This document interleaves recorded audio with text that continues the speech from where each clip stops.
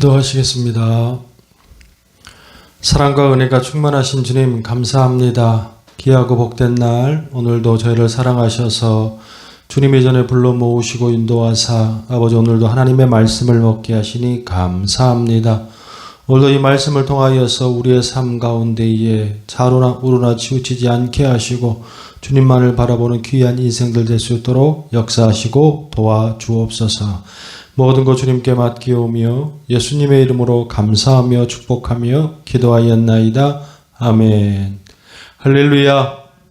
오늘 이 시간에는 마태복음 20장 우리 29절에서 34절의 말씀, 마태복음 20장 29절에서 34절의 말씀, 고난을 축복으로 바꾸는 믿음, 고난을 축복으로 바꾸는 믿음이란 제목을 가지고 함께 은혜 나누기를 원합니다. 최근에 이곳저곳에서 참 많은 일들이 있었지만 개인적으로 상담하는 사람들이 있어서 말을 듣다 보면 목회자는 솔직히 좋은 일보다는 힘들고 어렵고 또 고민되는 일들을 참 많이 듣게 됩니다. 또 그것을 이래저래 상담해야 되고 그래서 굉장히 좀 많이 힘들기도 하고 어려운 데에 한 집사님의 좀 얘기를 들었습니다.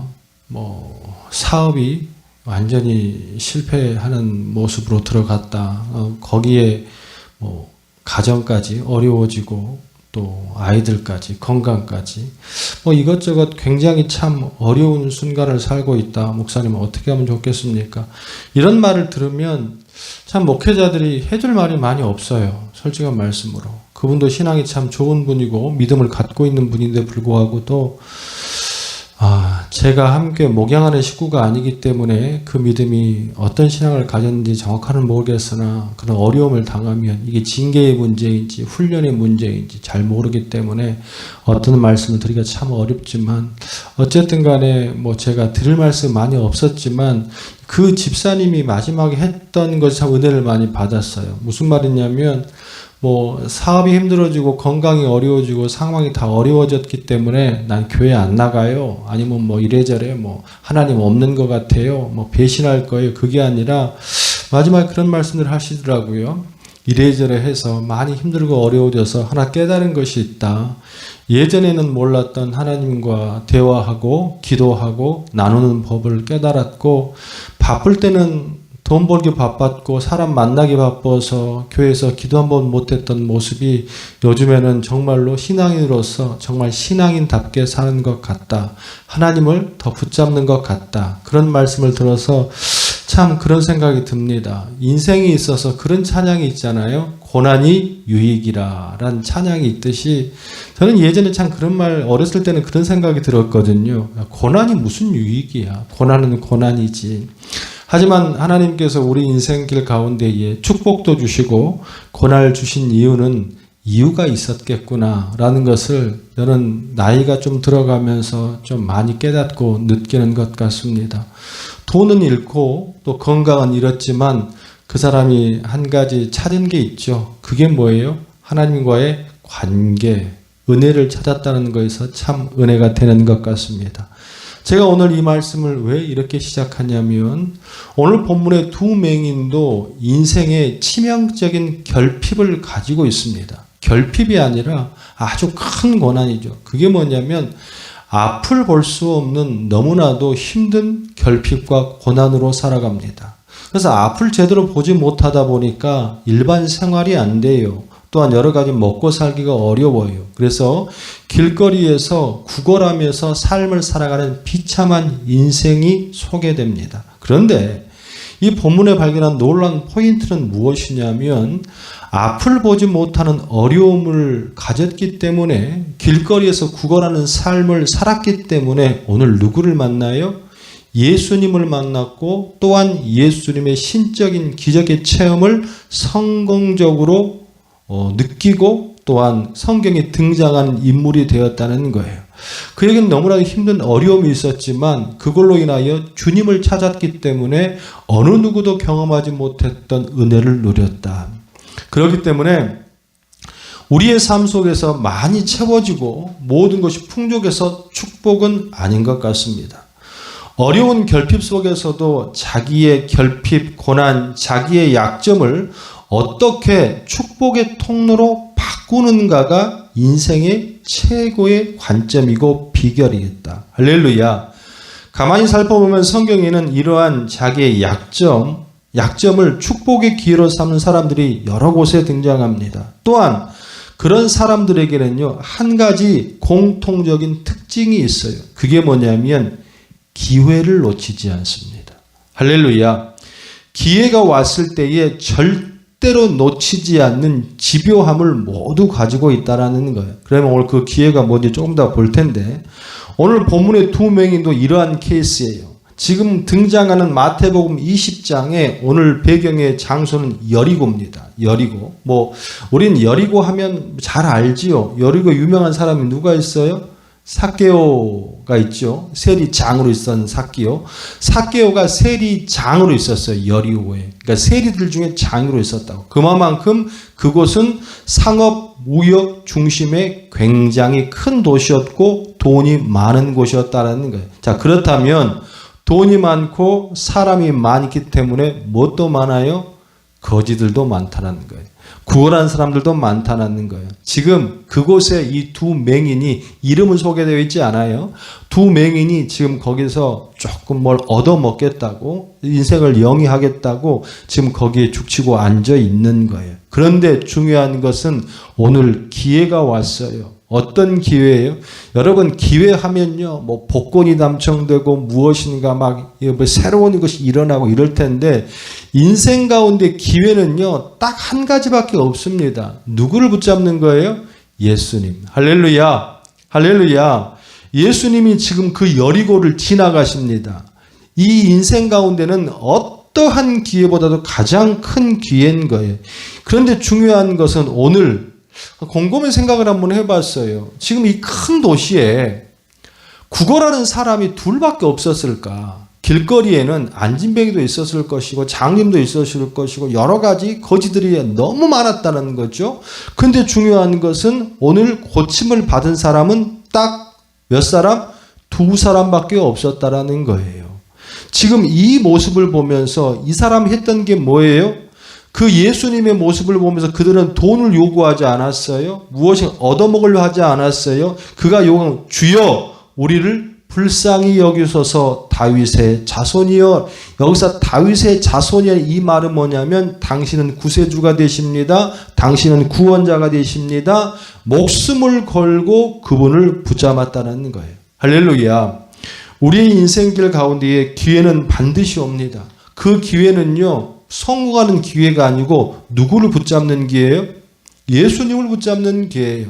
첫 번째 기회는 이 자리에 앉아있는 모든 성도님들이 예수님을 영접한 그 첫날이 첫 기회인 줄로 믿습니다. 그리고 또한 우리의 기회는 계속해서 오는 거예요. 왜? 우리 예수님은 날마다 우리와 함께 하시기 때문에 우리가 예수님을 붙잡는 그 순간 모든 것이 뭐예요? 기회가 되는 줄로 믿습니다. 에베소 5장 16절에 뭐라 말씀하셨어요? 세월을 아끼라 때가 악하니라. 이 말을 원문적으로 그대로 라틴어 버전으로 해석해드리면 이겁니다. 주어진 기회를 잘 활용해라. 할렐루야. 우리에게 주어진 기회가 뭐예요? 사업을 투자해야 될까? 주식을 해야 될까? 좋은 사람을 따라야 될까? 아니에요. 세월을 아끼라 때가 악하니라. 주어진 기회를 잘 활용하라. 믿는 자들에게 주어진 기회는 딱 한 가지입니다. 고린도후서 6장 2절의 말씀 보라. 지금은 은혜 받을 만한 때요. 보라, 지금은 구원의 날이로다. 할렐루야. 오늘도 이 예배를 통해서 은혜의 삶 가운데에 하나님을 붙잡으면 이 날이 곧 기회고 이 날이 곧 은혜인 줄로 믿습니다. 할렐루야. 이처럼 우리 주님은 기회를 날마다 놓치지 말고 붙잡고 살라고 하는데, 그러기 위해서는 항상 옆에 있는 우리 주님이라 할지라도 그 기회 대신 하나님이라 할지라도 이 신앙이 갖고 있는 기회가 있어야 된다는 거예요. 균형이 있어야 된다는 거예요. 무슨 말이냐?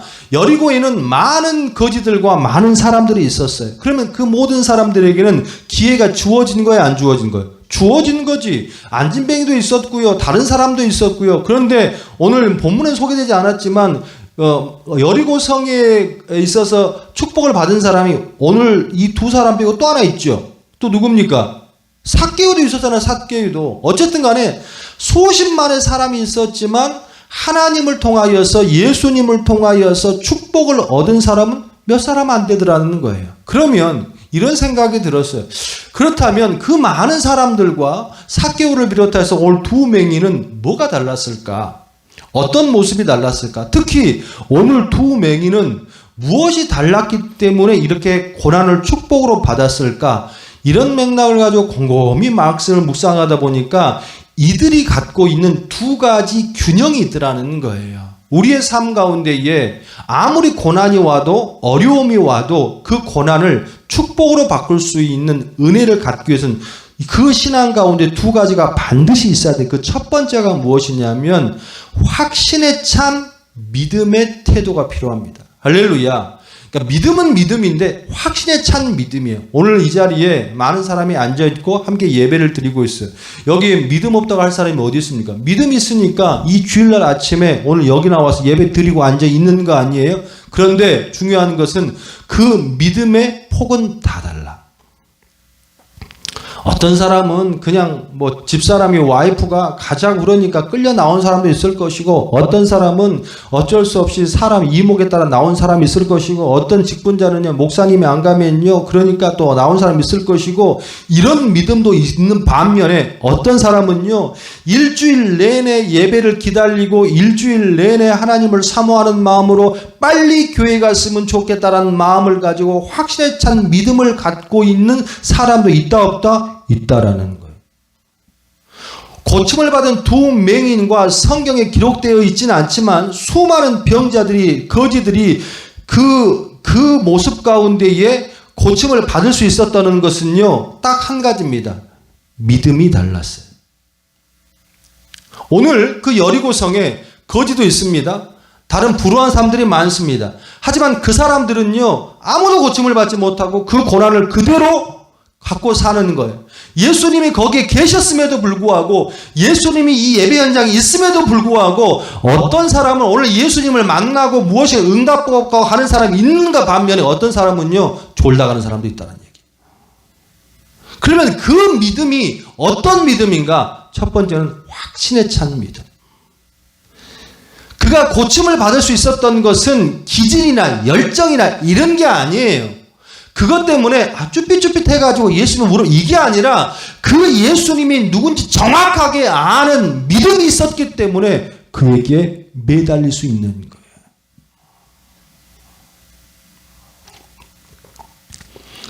성경에는 이런 기회를 붙잡는 모든 사람의 공통적 특징이 다 똑같습니다. 마가복음 7장에 수로보니게의 여인, 그 딸, 이방인의 딸입니다. 가난한 여자의 딸입니다. 근데 이 딸이 병에 걸렸잖아요. 그런데 중요한 것은 이 딸을 예수님 앞에 고쳐달라고 이 여인이 얘기했더니 예수님이 뭐랍니까? 대꾸도 안 하시고 아주 천대하십니다. 그럼에도 불구하고 이 여인은 뭡니까? 아니 개도 상에 떨어진 걸 부스러기를 먹지 않습니까? 주님, 나를 개 취급해도 상관없습니다. 그러니 어떻게? 내 아이만은 살려주세요. 할렐루야. 첫 번째 이 엄마가 갖고 있는 마음이 뭐예요?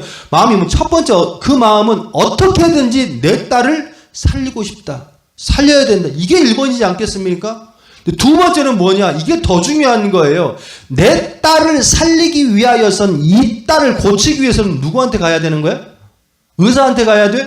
다른 사람한테 가야 돼? 아니, 저 사람 말고는 절대로 이 병을 고칠 수 있는 사람이 없다란 뭐예요? 확신에 찬 믿음. 할렐루야. 개가 되면 어떻고 병아리가 되면 어떻고 소가 되면 어떻습니까? 상관없습니다. 주님이 주님 고쳐주시면 한다면 상관없습니다. 그 이유가 뭡니까? 이런 수모를 견디고서 이런 말을 다 참고서 그 여인이 예수님을 붙잡을 수 있었던 가장 근본적인 이유가 뭐예요? 저 사람은 확실한 분이야. 저 사람은 낫게 하는 분이야.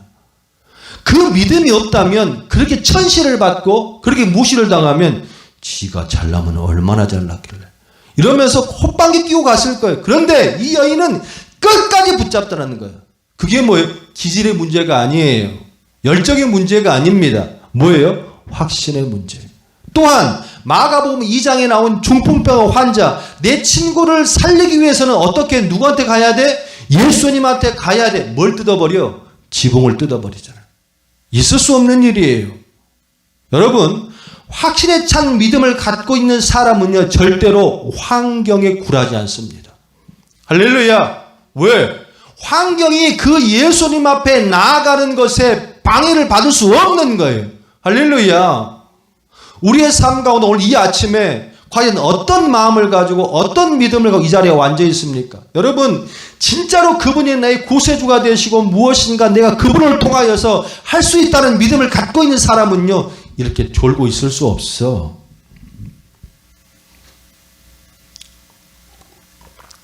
그 사람이 신앙이 몇십 년이 됐든, 아니 원로 장로든 목사든 다 필요 없습니다. 오늘 이 순간 처음 교회를 왔다 할지라도 그가 확신에 찬 믿음을 갖고 있다면 그 사람이 해결받는 거예요. 그 사람이 은혜 받는 줄로 믿습니다. 사도 바울의 고백입니다. 로마서 8장 31절의 말씀. 그런즉 이 일에 대하여 우리가 무슨 말을 하리요? 만일 하나님이 우리를 위하시면 누가 우리를 대적하리요? 그러면서 확신에 찬 이 사도 바울이 하는 고백이 38절 39절 그 유명한 말씀이잖아요. 나는 뭐하노라? 시작이 확신하노라 시작돼요. 사도 바울은 뭐라고? 나는 뭐하노라? 확신하노라. 뭘 확신해? 사망이나 생명이나 천사들이나 권세자들이나 현재이나 장래일이나 능력이나 높음이나 깊음이나 다른 어떤 피조물이라도 우리 주 그리스도 예수 안에 있는 하나님의 사망 안에 끌을 수가 어떻게 없느니라. 할렐루야. 할렐루야. 나는 왜 이렇게 응답을 주시지 않지? 나는 왜 신앙이 이렇게 지지분하지? 그걸 왜 예수님한테 얘기해? 그걸 왜 목사님한테 따져요? 그걸 왜 교회 탓을 돌립니까? 자신을 돌아봐요. 지금 이 자리에 앉은 여러분의 그 모습 가운데에 여러분은 과연 이 자리에 왜 앉아 있습니까? 뭘 기대하고 앉아 있습니까? 그리고 또한 이 자리에 앉은 여러분들은 예수님을 어떻게 생각하십니까? 그 두 맹인이 앞을 보지 못한 치명적인 결함을 갖고 있으면서도 축복으로 갈 수 있었던 것은 아무것도 아닙니다. 주여 나를 불쌍히 여기소서. 여러분의 그런 믿음이 있기를 주님의 이름으로 축원합니다. 두 번째, 기회를 놓치지 않고 고난을 축복으로 받을 수 있는 사람들의 두 균형, 그게 뭐냐면 장애물에 맞서서 최선을 다하는 삶의 열정, 갈망의 모습의 태도가 있어야 한다는 거예요. 무슨 말이냐면 잘 보세요. 오늘 본문의 말씀을 보니까 자, 우리 29절 말씀 볼까요? 그들이 여리고에서 떠나갈 때에 큰 무리가 예수를 따르더라. 그랬더니 그러니 오늘 주인공이 나오지. 30절 맹인 두 사람이 길가에 앉았다가 예수께서 지나가신다 함을 듣고 본 것도 아니에요. 웅성웅성한 거예요. 그래 듣고 소리 질러 이러되. 그럼 그 예수님이 어디 있어? 알아 몰라? 모르지 당연히. 앞이 안 보이니까. 그러니까 뭐 하는 거예요? 소리를 지르는 거예요. 소리를 지르는 거예요. 소리를 질러서 이르되 주여 우리를 불쌍히 여기서 다윗의 자손이 하니 예수님이 여기 있는 저기 있는지 이 맹인이 저 뒤에 있는지 아무도 몰라. 그러니까 주여 우리를 불쌍히 여기소서 이렇게 소리를 지르는 거예요. 에? 이것은 뭐냐면 내가 보이지 않고 눈은 보이지 않지만 그분이 있대. 예수님이 있대. 그러면 우리가 그 예수님한테 발견될 수만 있으면 예수님이 나를 한번 만나줄 수만 있다면 나는 나을 수 있는 확실한 믿음이 있잖아요. 그래요? 안 그래요? 그래서 예수님 앞에 그 확신에 찬 믿음을 가지고 나아갔어. 그런데 잘 들으세요. 이 2단계에서 많은 사람들이 꼬꾸라지고 넘어지고 시험이 드는 경우가 굉장히 많아요. 자, 우리는 믿음을 가지고 주님 앞에 나왔습니다. 오늘도 주님 앞에 나아갔어요. 예배를 드리고 있어요. 그럼 우리는 뭘 기대하죠? 아, 이제 주님께 날 낫게 해주시겠구나. 사업을 풀리게 해주시겠구나. 내 병을 고치게 해주시겠구나. 그런데 그러지 않을 수도 있어. 신앙이라는 게 기대요. 그래요. 믿음이라는 게 그래요. 확신에 찬 믿음만 갖고 있으면 모든 게 해결되겠지. 그게 왜 당신들 생각으로 이루어지고 생각해? 오늘 그 두 맹인에게 다가온 것은 예수님의 손길이나 예수님의 축복이 먼저 아니었습니다. 그렇게 주여 우리를 불쌍히 여기셔서 다윗의 자손이여 외치고 났더니 그들에게 다가오는 건 뭐예요? 31절 같이 읽어봐요. 시작. 무리가 꾸짖어 잠잠하라 하되 더욱 소리질러 이르되 주여 우리를 불쌍히 여기셔서 다윗의 자손이여 하는지라. 이게 마가복음 10장 46절로 나와 있고 또 오늘 누가복음 18장에 나와 있고, 이게 지금 무리가 꾸짖으라는 표현됐지만 원문으로는 뭐냐면 조용해라, 밀치고 그 사람 입을 막고 이런 표현이 다 들어가 있어요. 무슨 말이냐? 어쩌면 이 지금 예수님이 어딘지도 모르니까 지금 소리만 질러가면서 예수님을 찾는 거예요. 주여 우리를 불쌍히 여기소서, 주여 우리를 불쌍히 여기소서. 그러면 이 사람 믿음이 있어요 없어요? 있잖아요. 그런데 그 믿음을 한순간에 무너뜨립니다.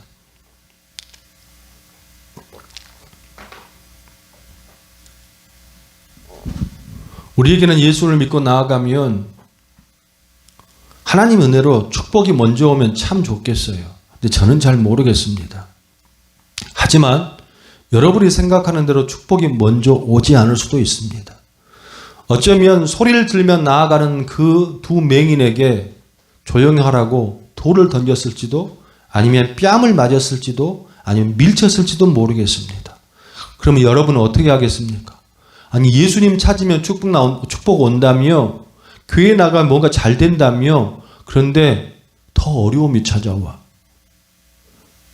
그러면 그 어려움에 굴복하면 이 사람이 갖고 있는 확신에 찬 믿음이 맞아요?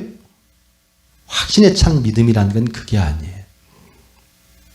여러분, 확신에 찬 믿음, 주님을 구세주라고 믿는 믿음은요, 한 가지가 분명하게 있습니다. 그게 뭐예요? 절대로 굴복하지 않아. 누구한테 나아가는데? 예수님 앞에 나아가서 주님을 만나기 전까지는 절대 굴복하지 않아. 할렐루야. 이게 고난을 축복으로 바꿀 수 있는 두 번째 균형이라는 거예요. 우리는 첫 번째까지는 할 수 있어. 어떤 어려움이 있어. 내 안에 고난이 있구나. 슬픔이 있구나. 누굴 만나면 돼. 하나님 만나면 돼. 가서 기도해. 그런데 중에 더 어려움이 찾아오거든.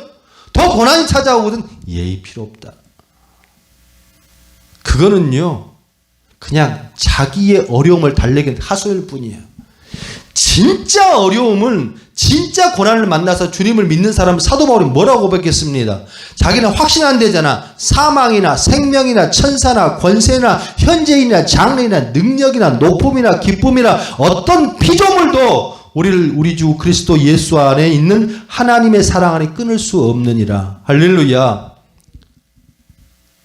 31절에 이 두 맹인에게 찾아온 것은 고난이었지만, 더 큰 고난이었지만 그들은 멈추지 않았습니다. 더 크게 소리 질렀습니다. 더 크게 나아갔어요. 32절 예수께서 머물러 서서 31절 무리를 꾸짖어 잠잠을 하되 그가 어떻게 했습니까? 주눅 들었어요? 아니면 그 사람들이 더 소심해졌습니까? 어떻게 했어요? 더욱 소리 질러 이르되. 할렐루야. 우리에게 이게 필요해. 주여 우리를 불쌍히 여기소서 다윗의 자손이여 하는지라. 그 다음에 예수님의 손길. 32절 반주 주세요. 예수께서 머물러 서서 그들에게 불러 이르시되 너희에게 무엇을 하여 주기를 원하느냐? 이르되 주여 우리의 눈뜨기를 원하나이다. 할렐루야. 할렐루야. 저는 인생길 가운데에 많은 어려움을 당하고 고난을 당하는 분들을 볼 때마다 참 마음이 아픕니다. 또한 저 또한도 목회의 여정이 순탄치 않아 참 어렵습니다. 열심히 한다고 주님을 찾고 또 찾지만 목회 현장은 더 좋아지진 않고 여전히 현재 삶 가운데에 결핍과 궁핍과 어려움이 존재합니다. 하지만 여러분, 저와 같은 또한 고난을 당하는 모든 분들에게 이 말씀을 드리기를 원합니다. 더욱 소리질러 이르되. 할렐루야. 거기서 멈춰서면 안 됩니다. 더욱 주님 앞에 나아가야 됩니다. 더욱 주님을 붙잡아야 됩니다. 그럴 때 예수님이 어떻게 하십니까? 예수께서 불쌍히 여기사 그들의 눈을 만지시니 곧 보게 되어 그들이 예수를 따르니라. 할렐루야, 할렐루야. 이런 은혜가 여러분의 삶에 있기를 반드시 축복합니다. 저는 이 말씀을 묵상하면서 그런 모습이 떠올랐어요. 저는 이 말씀 전체의 말씀 가운데 가장 은혜 받는 한 구절이 있거든요. 그게 뭐냐면 34절이에요. 예수께서 불쌍히 여기사 그들의 눈을 만지시니 곧 보게 되어 그들이 어떻게 예수를 따르니라. 이제는 보게 됐어요. 삶 가운데 광명이 찾아왔습니다. 결핍이 없어졌습니다. 그러면 이 사람에게는 뭐 해야 되겠습니까? 자기 갈 길로 가야지. 자기 먹을 것을 찾으러 가야지. 해결됐으니까. 근데 진짜 은혜되는 것은 이들이 정말 확신에 찬 믿음을 갖고 있고 이들이 예수님을 불렀던 그 외침이 그저 고난을 피하게 하는 것이 아니라 정말 예수님을 사랑했구나라는 이 진실이 느껴지는 게 뭐냐면 마지막 절이 곧 보게 되어 이꼬로 그들이 누구를 따라? 예수님을 따라갔다는 거예요. 할렐루야. 예전에 제가 이 말씀을 한번 개업 예배로 드린 적이 생각이 납니다. 그 가정에 정말 어떤 고난이 와도 한 가지는 잊지 마세요. 절대 주님을 놓지 마세요. 이 사업장을 주님 앞에 드리세요. 과연 그 사업장은 그렇게 되고 있을지 저는 의문입니다. 여러분에게 간절하게 축복하고 간절하게 주님 앞에 나아갑니다. 여러분, 예수님을 도구 삼지 마세요. 예수님을 진실히 믿었다면 끝까지 믿으세요. 끝까지 주님을 붙잡으세요. 그러면요, 매 순간이 기회요, 매 순간이 축복일 줄로 믿습니다. 고난이 와도 축복일 줄로 믿습니다. 그런 은혜가 이 말씀을 듣는 또 이 자리에 있는 모든 성도들에게 충만히 넘치기를 주님의 이름으로 축원합니다. 기도하겠습니다. 사랑의 주님 감사합니다. 오늘도 마태복음의 말씀을 통하여서 함께 나누고 함께 우리가 은혜 받았습니다. 삶 가운데에 주님을 도구 삼는 것이 아니라 정말 주님을 주님으로 믿게 하시고 또한 그 안에서 내 마음속에 주님을 찾는 마음과 어떤 어려움이 와도 주님을 놓치지 않는 확신에 찬 믿음과 장애물과 싸울 수 있는 믿음을 주셔서 우리의 삶 가운데 날마다 은혜되고 축복되는 삶만 되기를 주님의 이름으로 축원합니다. 주님 감사합니다. 오늘도 귀한 예물 드린 손길들에 축복하여 주옵시고 항상 은혜를 더하여 주옵시고 이 물질이 허튼 데 사용되지 않고 오직 주님의 은혜로만 사용될 수 있도록 역사하시고 도와주옵소서. 한 주간의 삶 가운데 지켜주시고 역사할 줄 믿사오며 예수님의 이름으로 감사하며 축복하며 기도하였나이다. 아멘.